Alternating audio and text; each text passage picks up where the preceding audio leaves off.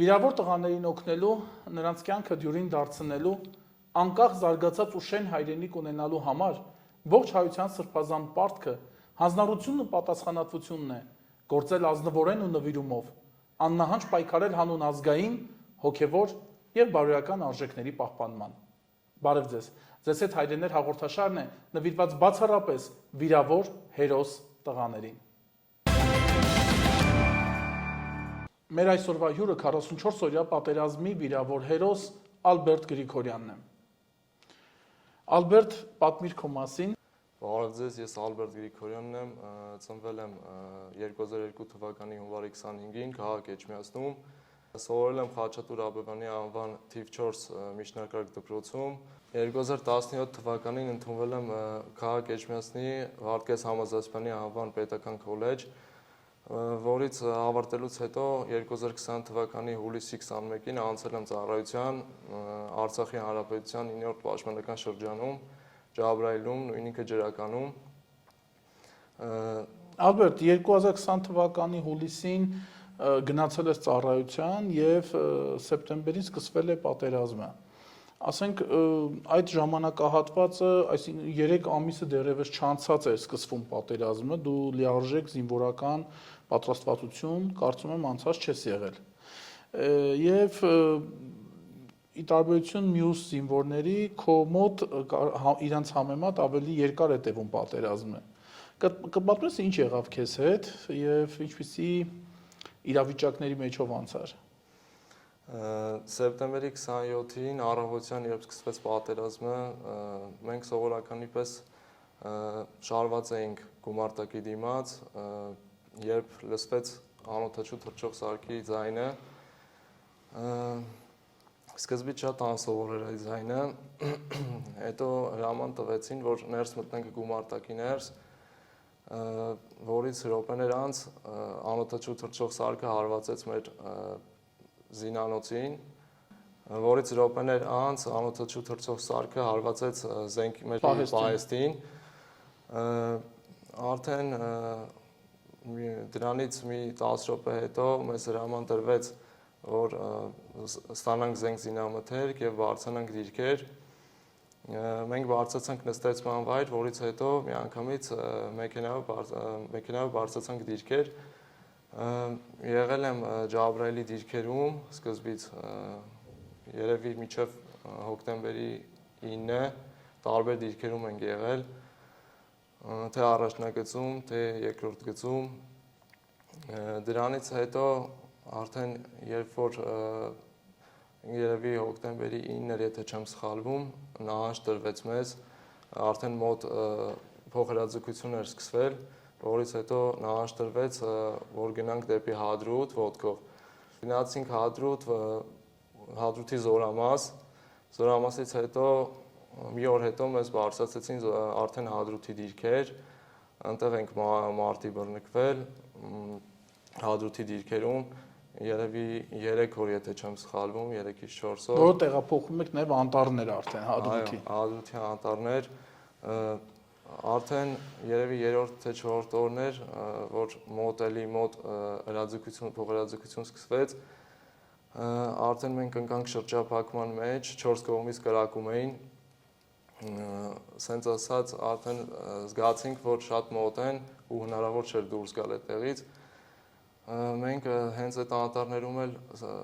մնացինք, որովհետև արդեն մեր վերևով էին առաջ գնում ադրբեջանցիները ու հնարավոր չէր դուրս գալ, սպասեցինք այդտեղ անտառների մեջ, մինչև որ իրանք անցան առաջ, դրանից հետո արդեն գնացել ենք այդ անտառին մոտ առաջին գյուղը, Վանք գյուղը, Հադրութի։ Վանք գյուղի առաջին պատահած տունը, ունենք լիքը վիրավորներ, որոնց մեր հետ տանում ենք դեպի այդ տունը, որ օգնություն ցույց տանք առաջին հերթին։ Երբ որ հասել ենք տուն, արդեն վիրավորներին օգնություն ենք ցույց տվել, փորձել ենք կապ հաստատենք, արդեն որ հասկանանք ինչ պետք է անենք, որովհետև ոչ մի բան հնարավոր չէր անել։ Կապ հաստատելուց հետո մեզ ասացին, որ պետք է սպասենք, նրանք գալու են մեզ օգնելու մեր հետևից, Երևի մի 5 օրից ավել մնացել ենք այդ տանը, ամեն օր վիրակապում ենք մեր վիրավորներին, սպասում ենք օգնության կարճ ասած։ Եթե չեմ սխալվում, նաև ունեցաք զո։ Այդ ժամանակ ունեցել ենք զո, արդեն մեզ նկատել էին այդ տանը ու հնարավոր չէր մնալ տան մեջ, որովհետև իրանք էլ ռիսկ չէին անում ներս մտնեին, հնարավոր չէր արդեն մնալ այդ տանը, հաջորդ օրը վիրավորներին վերցրել ենք ու մտել ենք հենց անտառ, որը որ այդ անտառը հենց այդ տան միջով ճանապարհ ուներ։ Մտել ենք անտառ վիրավորների հետ ու տեղակայվել ենք այդտեղ հարմար մեզ հարմար տեղում, որը որ մտածել ենք, որ տեսանելի չի։ Գրեթե 2 ամիս մնացել ենք այդ նույն վայրում, ամեն օր փորձել ենք տներից ուտելիքներ բերել, որպեսզի վիրավորներն էլ այսինքն լքված տներից ուտելիքներ եք ճարում։ լքված տներից, մեր հայկական տներից ուտելիքներ ենք ճարում ու բերում ենք անտառ, որպեսզի սնվենք, մինչև հասկանանք, թե ինչ է լինելու։ Երևի 2 ամիս անց արդեն որ տերևաթափ էր, հնարավոր չէր մնալ նույն վայրում, որովհետև տեսանելիությունը երևում էր հենց Հադրութ քաղաքից, այդ վայրը, որտեղ որ մենք մնում էինք, երևում էր Հադրութ քաղաքից։ Այսինքն, եթե 2 ամիս դուք մնացել եք, հետեւաբար Հադրութը արդեն գրաված էր թշնամու կողմից։ Հադրութը արդեն Եվ դուք մնացել էիք հակառակ կողմը։ Կարելի ասել, թշնամին շրջանցելով անտառը, գրավել էր Հադրութ քաղաքը եւ դուք գտնվում էիք անտառում։ Այո, թշնամին գրավել էր բոլոր Հադրութի բոլոր տարածքները, արդեն հնարավոր չէր դուրս գալ այդտեղից, որովհետև բոլոր կողմերում ադրբեջանցիներ էին ու մենք տեսնում ենք իրենց տեղաշարժը, ամեն օր անտառից հետևում էինք, թե ոնց են տեղաշարժվում, թե մեքենաներով, թե ոտքով, ու արդեն մեզ պարզ էր, որ հնարավոր չի ոչ մի բան անել, ուղղակի պետք է կամ սպասել, կամ շարժվել այդտեղից, եւ մենք 2 ամիս սպասելով հասկացանք, որ օգնություն չի գալիս ու հնարավոր չէր երկար մնալ այդտեղ առանց սնունդ, առանց ջուր ու որոշեցինք բաժանվել խմբերի եւ շարժվել, փորձենք դեպի մեր սահման մոտենալ։ Ճիշտ է, տեղանքը ծանոթ չէր, որովհետեւ 2 ամսվա ծառայով էինք ու դիրքերում չէինք եղել, դիրքերում եղել ենք մենակ պատերազմը սկսվելուց հետո ու ընդհանրապես տեղանքին ծանոթ չէինք։ Ընդհանուր առմամբ քանի հոգի էիք։ Ընդհանուր 20 հոգի էինք, մնացել արդեն, այսպես ասած։ Մեր անտառում արդեն մեր ընկերներից մեկը մահացավ, արունակամ էր եղել, էլ հնարավոր չէր ոչինչ անել։ Հենց անտառում էլ ծածկել ենք դին, անուն ազգանուն ենք գրել, Ադոյան Դավիթը, որպեսզի եթե հանկարծ փրկվեինք, տեղեկացնենք մեր վայրը, որտեղ է եղել, որ գտնեն ու հանեն դին։ Հենց տենց ծածկել ենք, դրանից մի քանի օր հետո արդեն որ տերևաթափ է եղել է, որոշել ենք դուրս գանք, որովհետև հաստատ մեզ նկատելու էին, եթե մնայինք այդտեղ։ Բաժանվել ենք խմբերի, մեծամասնությունը կեսը չէին ուզում տեղաշարժվեին, որովհետև մտածում էին, որ ավելի վատ կարող է լինել, բայց ամեն մեկս տարբեր մտքերով էինք ու որոշեցինք բաժանվել խմբերի արդեն։ Բաժանվել ենք 6 հոգով առանձնացել ենք ու փորձել ենք շարժվել դեպի Ստեփանակերտ քաղաք, այդպես մի քանի սար ենք անցել ոտքով, շարժվել ենք լույսերով, հիմնականում գիշերն ենք շարժվում,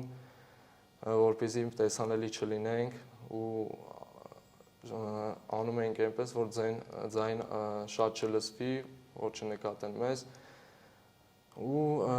մի քանի օր շարունակ քայլելով բարձրացել ենք սարից սար ու հետո արդեն սնունդն էլ էր վերջանում, մեր հետ սնունդ էինք վերցրել մի քիչ ու քիչ-քիչ էինք ուտում, որ բավարարի մեզ, սակայն արդեն նկատեցինք, որ այլ սնունդը քիչ է, ջուր չունենք, բարձրացել էինք սարը, սարից արդեն լսվում էր մոտ երևի թե գետ ասեմ, գետ էր, ձայնը լսվում էր ջրի, ու մենք որոշեցինք 2 հոգով իջնենք սարը միջև վերջ, ներքև, որպեսզի ջուր բարձրացնենք բոլորիս համար, ճանապարհի համար, որ ջուր ունենանք։ Տղաներից 4-ը սպասեցին, մենք երկուսով իջել ենք սարի ներքևը, այդ գետի մոտ ու ջուր ենք լցրել պայուսակների մեջ, բարձրացրել ենք վերև, բարձրանալուն պես սարի կեսից արդեն մառախուղ էր պատել ու ժամը երևի 6-ի կողմերն էր, մութ էր արդեն, քիչ-քիչ մթնում էր, մառախուղը փակեց ճանապարհը ու մենք տենց ուղակի բարձրանում էինք, չենք տեսնում որ կողմ ենք բարձրանում, փորձում ենք տղաների մոտ գնալ, սակայն չկարողացանք գտնել տղաներին, բարձրացանք, շեղվել էինք կամ տղաներն էին արդեն շարժվել, հստակ չեմ կարող ասեմ։ Դրանից հետո արդեն փորձեցինք ձայն ենք տալիս, ստիպված, որ տեսնենք եթե մոտ են ձեն հանեն ու ձեն չկար, ստիպված հենց նույն վայրում որտեղ որ հասել ենք, քնել ենք այդտեղ, մնացել ենք, որպեսզի լույսը բացվի։ Քանի հոգով էիք արդեն։ 2 հոգով էինք արդեն, ես եւ ընկերս Էրիկը Գասպարյան։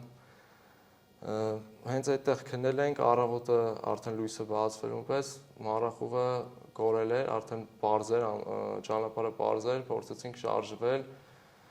արդեն չգիտենք մենք էլ որ կողմն ենք գնում, որտեղ ծանոթ չենք ընդհանրապես, ուղղակի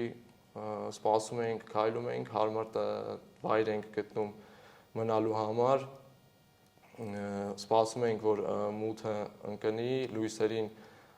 մոտավոր լույսերով առաջ ենք գնում, որ փորձենք հասնենք սահման։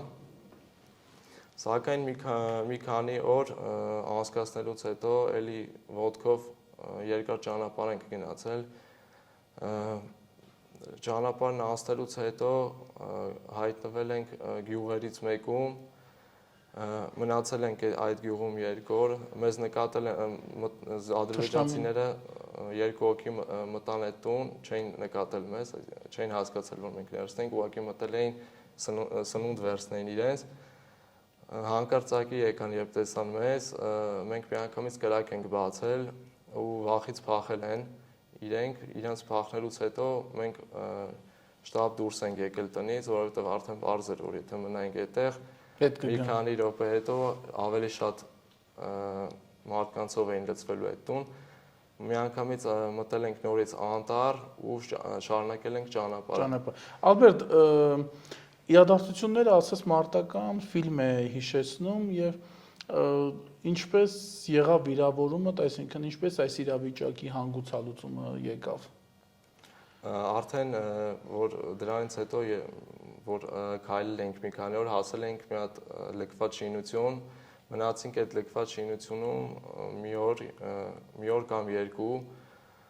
արդեն ձյուն էր, դեկտեմբեր ամիսն էր, շատ ուժեղ ձյուն էր գալիս ու հնարավոր չէր տեղաշարժվել, որովհետև համ ոտքի հետքերն էր երևում, համ էլ կարելի ասել ցուրտ էր շատ ու փորձեցինք 2 օր մնալուց հետո նորից որոշեցինք դուրս գանք այդ կառույցից, լքված կառույցից ու շարժվենք, բայց պարզվեց, որ մեզ նկատել էին այդտեղ այդ տանը ու դուրս գալուց առաջ մեքենա կանգնեց հենց շինության դիմաց, նրանք ռուսերեն լեզվով ասացին, որ գիտենք, որ ներսը մարդ կա, դուրս եկեք, մենք փորձեցինք ձայն չհանել, ավելի շուտ փորձում էինք այդ շինության հետևի մուտքով դուրս գայինք, բայց հասկացանք, որ դա հնարավոր չի, որովհետև հաստատ կրակելու են մեզ վրա, ու մենք լուռ մնացինք մի քանի րոպե, ուզում էինք հասկանալ, թե ինչ են մտածել, հասկացանք, որ չեն ուզում գնան, սկսեցին կրակ բացել շենքի վրա, կոնկրետ այն սենյակի պատմանի կողմը, որը որ մենք էինք, կրակ էին բացում, մենք էլ մի քիչ փամփուշտ ունեինք, փամփուշտ էր մնացել, մենք էլ հակառակ հարված հասցրեցինք ու սկսեցինք կրակել, կրակելուց հետո արդեն որ մեր պատրոնները վերջանում էր, ես հադրութի դիրքերից մեկում նռնակ էի վերցրել, նռնակ էի գտել խրամատներից մեկում, F1 նռնակ, այդ նռնակը իմ հետ է եղել միշտ, մինչև այդ վերջի օրը, միշտ պահել եմ կողքս ապահովության համար։ Երբ որ արդեն մեր փամփուշտները վերջացան, նրանք փորձեցին առաջ գալ, երբ որ երևի 40 եւ ավել ադրբեջանցիներ շենքի դիմաց էին, փորձեցին առաջ գալ արդեն շենքի մուտքի մոտ, երբ որ առաջ եկան, ես նկատեցի, որ հասնում են մուտքի մոտ, արդեն այդ պահին ես չեմ մտածել, որ ողջ եմ մնալու, այսինքն մենք չենք մտածել, որ ողջ կմնանք, իմ մտքին միայն այն էր, որ եթե պետք է մեռնեմ, ուրեմն պետք է հետս տանեմ ադրբեջանցիներ, երբ որ արդեն հասան մուտքի մոտ, ես նռնակը նետեցի, այդ պահին շատ խառն էր ամեն ինչ, շատ արագ ստացվեց, նռնակը միանգամից նետեցի ու դիպավ դռան կողքին, ուղիղ հենց որտեղից որ ուզում էի ներս մտնել, ես ուզում էի դուրս նետել, կպավ դռան կողքին ու հետ ընկավ տան մեջ, ես չհասցրեցի մտնել սենյակ, տան մեջից էլի սենյակներ կային, ուզում էի մտնել հենց սենյակներից մեկը, որ բայթունից ինձ վնաս չտա, չհասցրեցի մտնելուն պես տրաքեց, բայթեց ու վնասեց, ծանր վիրավորում ստացա, վնասվեց որովայնս, այդ պահին արդեն իրենք պայթյունից հետ վազեցին, նորից հետ նահանջեցին, չմտան ներս, որովհետև վախենում էին, չգիտեին թե ինչ կարող են իրանց հետ, ու քանի հոգով ենք մենք, հետ վազեցին նորից, ես արդեն ի վիճակի չէի կանգնելու, մի անգամից պարկել եմ, որովհետև հնարավոր չէր, ուժեղ ցավեր կար, պարկել եմ գետնին, դրանից հետո արդեն նորից դրսից ձայն էին տալիս, որ դուրս եկեք, ոչինչ չի լինի ձեզ հետ, կօգնենք, արդեն ճարահատված իմ ընկերը Էրիկը դուրս եկավ, որովհետև ես էլ արդեն արուն էի կորցնում, դուրս եկավ իրենց մոտ ու ասաց, որ նորից էին ձայն տալիս իրենք, ես իրենց ռուսերենով պատասխանեցի, որ զինված չեմ կարող դուրս գամ, վիրավոր եմ, ու իրանք հանգիստ արդեն մտան ներս, երևի մի 10-ից ավել հոգով մի անգամից մտել են ներս, զինված, մտան ներս տեսան, որ պարկած եմ, մի անգամից հանեցին ինձ դուրս, ու սենց ասած առաջի օգնություն ցույց տվեցին, ինձ հավազրկող ներարկեցին, հավազրկող ներարկելուց հետո արդեն չեմ հիշում, մի անգամից հիշում եմ նստացրեցին իրանց շտապ օգնության մեքենան ու տարել են մոտ գյուղի ինչ-որ տուն։ Եթե չեմ սխալվում, այդ ժամանակ արդեն համացանցում տարածվեց այդ տեսանյութը, որ դու վիրավոր, քեզ ինչպես են իրենք դուրս հանում, աղիները դուրս եկած վիճակում եւ այլն, հարգելի մեզ դիտողները կարծում եմ կտեսնեն իմ այդ տեսանյութը, ինչպես նաև նկարը, թե այդ ժամանակ դու ինչ վիճակում էիր։ Ալբերտ, քեզ տանում են ջրականում ցուցաբերում են առաջին բուժօգնություն եւ տեղափոխում Բաքու։ Ինչ էր տեղի ունենում այնտեղ, ինչպես էին քեզ վերաբերվում Բաքվում։ Սկզբի 2-ից 3 օրը երևի ինձ միանգամից տարել են մեր Զորամասի ջրականի հոսպիտալ, որը որ գտնվում էր մեր Զորամասի կողքը, տարել են այնտեղ, պարկել եմ այնտեղ 2 օր ադրբեջանցիների հետ, երևի 3 հոգի էին, ինչքան հիշում եմ, 3 ադրբեջանցիների հետ պարկել եմ, վիճակը շատ ծանր էր, ինձ մենակ ջուր էին տրամադրում, չգիտեմ թե դա կապված էր աղիների վնասվածքի հետ, թե ինչ, դրանից 2 օր անց արդեն ինձ տեղափոխեցին Բաքվի հոսպիտալ մեքենայով, իրենց շտապ օգնության մեքենայով, ճանապարհին նորից բացվել էին վերքերս, արագ էին շատ քշում մեքենան ու ճանապարհը շատ վատն էր, անընդհատ թռնում էի մեքենայի մեջ, նորից ընկնում ու դրա հետևանքով բացվել էին նորից վերքերս, ճանապարհի կեսից արդեն քնել եմ, չեմ հասկացել ոնց, բայց քնել եմ ու զարթնել եմ արդեն այն բանին, երբ որ մեքենան հասել էր Բաքվի հոսպիտալ, ինձ տեղափոխեցին հոսպիտալի վերակենդանացման բաժանմունք, այնտեղ ցուցաբերել նորից վիրահատեցին երկրորդ անգամ արդեն, բայց ավելի լավ քան առաջի անգամը։ Վիրահատելուց հետո մնացել եմ այնտեղ դեկտեմբերի 12-ին եղել է դեպքը, վերադարձել եմ դեկտեմբերի 28-ին։ Վերադառնալու Այդ ժամանակահատվածում քեզ որևիցե շփում քեզ հետ, քեզ նեղացնել, ինչ որ վերաբերմունքի փոփոխություն, թե դու պարզապես ծանր հիվանդների շարքում էիր եւ քեզ այսպես թե այնպես ոչինչ չէին անում։ Ինչ վիճակ էր։ Ինձ լավ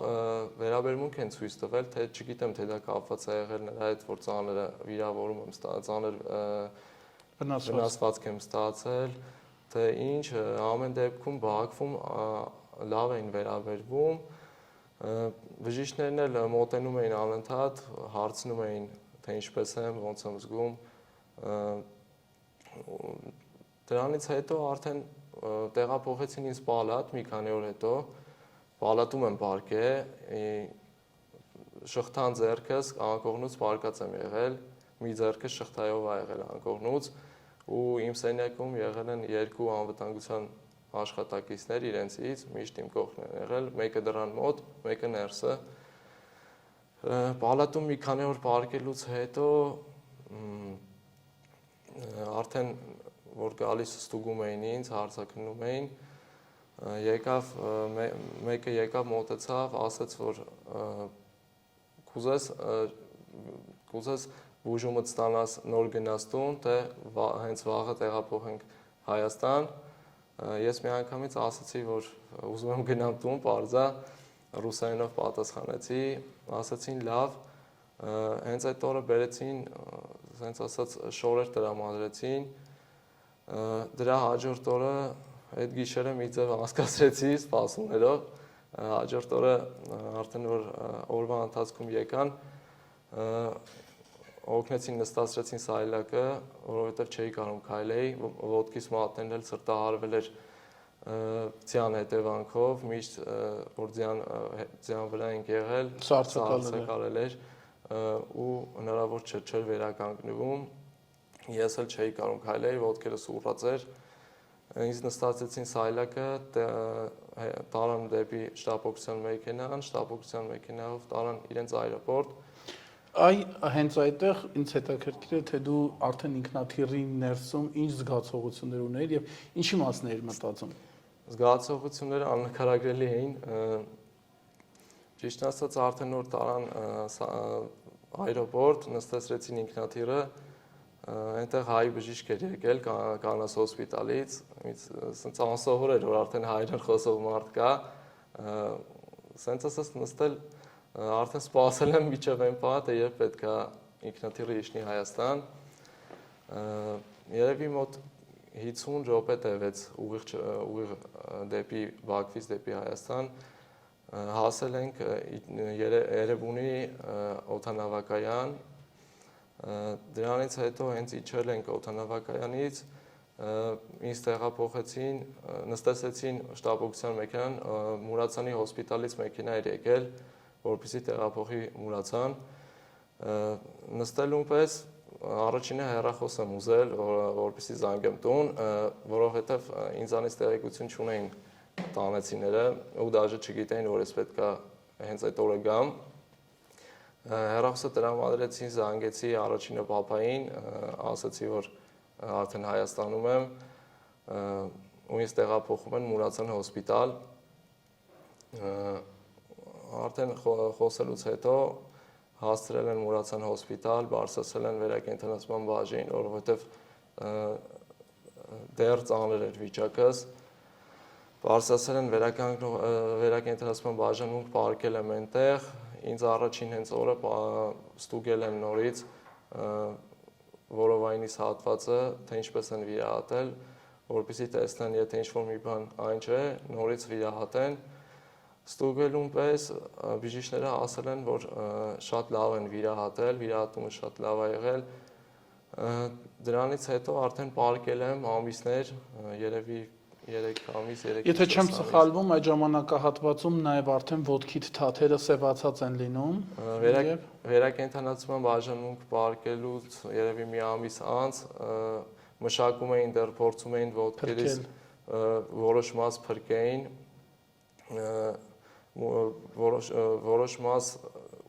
որոշ մաս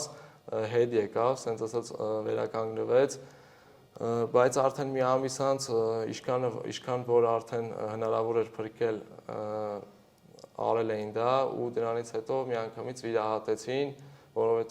երկար չէր կարող տես մնալ։ Այսինքն կարելի է ասել ոչ թե վիրահատեցին, այլ ամպուտացրեցին ոտքից բոլոր մատները,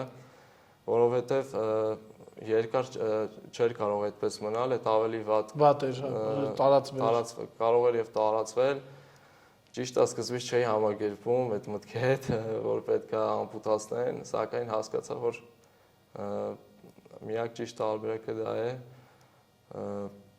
Ու վիրահատելուց հետո արդեն տեղափոխեցին պալատ, պարկել են պալատում եւս 2-3 ամիս գրեթե։ Պալատ պարկելուց հետո արդեն դուրս գրեցին, երբ որ մշակեցին վերքերս արդեն փակեր, ինձ դուրս գրեցին, դուրս գրումից հետո անընդհատ գնացել եմ վիրակապման, նորից հոսպիտալ էի այցելում, որովհետև բացվերք ունեի ոտքիս վրա ու ուշ էր փակում, պետք է 2 անգամ վիրահատեին, ինձ ոտքերից 2 անգամ վիրահատություն պետք է անեին, սակայն բժիշկը այնպես արեց, որ մի վիրահատումով վերջացնի, ունեցա դրա համար ունեցա եւս փուճուր վերք, ասես փոքր վերք էր մնացել, որը շատ ուշ էր փակվում, դրա համար անընդհատ այցելում էի հոսպիտալ։ Ալբերտ, գիտեի, որ ամեն ինչ լավ ավարտ է ունենալու եւ փրկվելու ես, թե հուսահատ էիր, արդեն հույսդ կորցրել էիր ու մտածում էիր, որ վերջ, հենց սա է վերջը։ Դե ամեն այդ 2 ամիսների ընթացքում, որ եղել ենք անտառում, ամեն օր տարբեր մտածմունքներ էր, օր կար մտածում էինք լավը, օր կար մտածում էինք, որ սա վերջն է, որովհետև գիտակցում էինք ինչ տարածքում ենք գտնվում ու ինչքան է հնարավոր ստեղից դուրս գալու, ինչքան հնարավոր չի։ Ամեն օր տարբեր էր զգացողությունները, բայց լավն էինք մտածում, ապրում էինք հավատքով, ամենակարևորը հավատում էինք ու այնպես ստացվեց, որ Աստված մեզ հետ էր ու փրկվեցինք։ Ալբերտ, ինչով ես զբաղվում այսօր։ Ներկա պահին աշխատում եմ Վաղարշապատի տարածքային կենտրոնի միասնական սոցիալական ծառայությունում։ Արդեն 3 տարի է աշխատում եմ։ Դրա հետ մեկտեղ սովորում եմ Հայաստանի պետական տնտեսագիտական համալսարանում հեռակա ու հետագայում արդեն չգիտեմ ոնց կլինի, չեմ կարող ասեմ։ Բայց վստահ ես, որ լավ է լինելու։ Լավ է լինելու, հա։ Ալբերտ, ինչ խորհուրդ կտաս այն մարդկանց, որոնք մտածում են, թե ամեն ինչ ավարտված է եւ ապրելու համար էլ պայքար չկա։ Մի բան կասեմ, որ պետք է միշտ ամեն դժվար պահերին լինել պինդ, մտածել լավը, որովհետև ես այդ 2 ամսվա ընթացքում շատ բան եմ հասկացել եմ, որ պետք է գնահատես կյանքի ամեն մի պահը ու այդ օրերը ինձ շատ մեծ բան սովորեցրեց, հենց ասած, միշտ պետք է լինես պինդ ու հավատաս, որ ամեն ինչ լավ է լինելու։ Քանի տղաներ Հայաստանի ու Արցախի ազատության համար թշնամու դեմ մղած մարտերում աչքի ընկան խիզախությամբ ու արիությամբ։ Ցավոք, նրանցից շատերը մարտիրոսվեցին, բռնելով հավերժի ճամփորդի ուղին։ Սակայն այս կրակի բոհի մեջ Ալբերտը դուրս եկավ ինչպես հրաշեկ արծիվ, արհամարելով մահն ու ոճիրը։ Ալբերտը հուսադրեց. բոլորիս ականջների շշնջաց, որ կարող ես միայնակ էլ կռվել հաղթելու համար, պայքարել, որ ընտանիքդ չտխրի, հասնելով հոգևոր խաղաղության եւ կատարելության, վերադառնալով հայրենի օջախ։ Ալբերտը սեր է, որը հավասարապես բաշխված է բոլորիս, որպես զավակ, ընկեր, զինվոր, քաղաքացի, հերոս։ Ալբերտը մեր հայ տղան է, որի հանդեպ ոչ բնությունը, Ոչ էլ առավել եւս թշնամին չկարողացավ իրագործել իր սև նպատակը, այլ հակառակը։ Բոլորը միաբերան եւ ահարկու ձայներով եկան ու փշրվեցին Ալբերտի ոտքերի տակ, այդ ոտքերին դաջելով պայքարի եւ հաղթանակի սեփական օրինակը։ Ալբերտ ծնողազգը